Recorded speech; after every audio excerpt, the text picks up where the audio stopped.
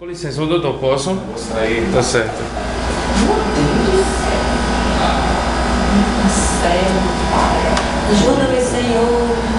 Vai pro Face, YouTube. Vai pra todos os lugares. Ô, tô doente.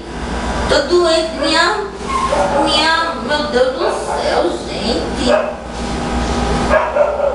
É os amigos. Tem algum cachorrinho aí atrás, doutor? Tem um aí.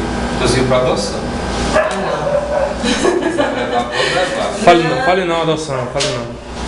Ele parece com a meu, só que ele é maior. Ah, pior ainda. Mesma cozinha. Agora mesmo eu vou comprar. Ia ser um casal tão bonito. Agora mesmo eu tô indo comprar um. É um cachorro, é? Seria um Cara. seria um para o outro casal. E é. Dói, Mel. Eu vou comprar outra casinha. Eu tô indo agora comprar outra casinha pra ela, porque eu não perdi aquela parte da frente. Aí pra viajar tem que comprar, né? Aí tô indo agora, saindo agora com eles pra gente comprar. Porque eu já pensou dois? Gente do céu. Isso faz uma furada, viu, Mel? Ela que a última por hoje. Eu não vou ficar mais assim, doutor, porque eu sou uma criança. Eu sou uma menina muito boazinha. Oh, meu Deus do céu. Oh, gente, mamãe. O que foi? Filhinha, passou. Agora toda chega calombinho, né?